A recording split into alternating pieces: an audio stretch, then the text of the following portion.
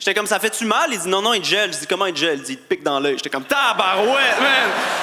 Je suis humoriste depuis maintenant, man, ça fait 8 ans. J'ai commencé quand j'avais 16 ans, j'en ai maintenant 24.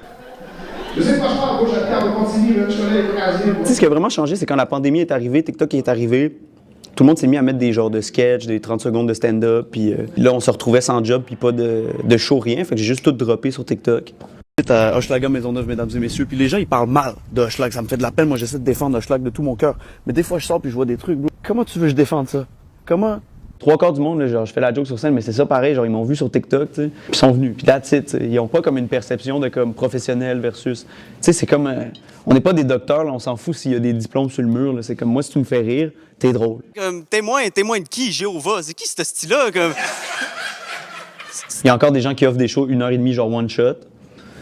Moi, je pense que notre génération, bro, on est fuck, là, on consomme des TikTok de 15 secondes, que c'est de la dopamine à côté, là, tu sais, moi, je le sens, là, des fois, là, comme dans le 1 heure.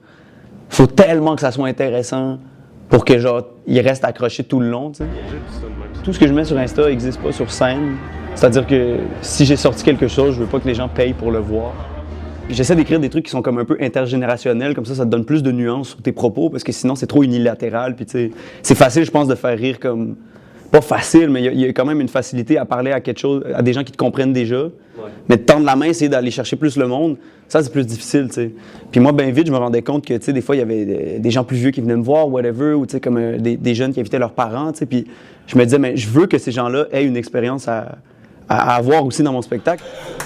Maintenant, à un moment donné, OK, les chirurgien à cœur ouvert, il est fucking stressé, il ouvre le cœur, carte cadeau Renaud Bré. Tu sais, il y a des vieilles, des fois, ils viennent me voir après le show, là, ou des vieux monsieur, puis ils sont comme, hey, pour vrai, il y a comme le 3/4 des mots, je les comprenais pas, mais je riais, puis je comprenais l'idée, puis nanana, puis je me dis, ouais, tu sais, c'est comme ça, c'est le plus grand cadeau, là, de dire, OK, je suis allé le chercher lui aussi, tu sais. What's up?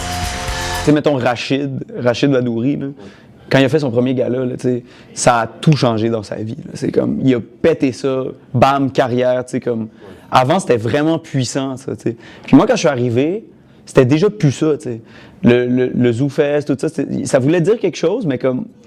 Même moi, en le faisant, j'étais comme, ah, damn, je pensais que... Tu sais, mettons, faire un gala, puis ça se passe bien, dans ma tête, c'était comme un accélérateur.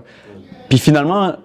Un TikTok qui pogne, c'est 10 fois plus, genre, tu sais, ça t'apporte 10 fois plus que ça, tu sais. Ça vient de finir. T'entends? Ça vous le mettrez dedans. Les gens applaudissent.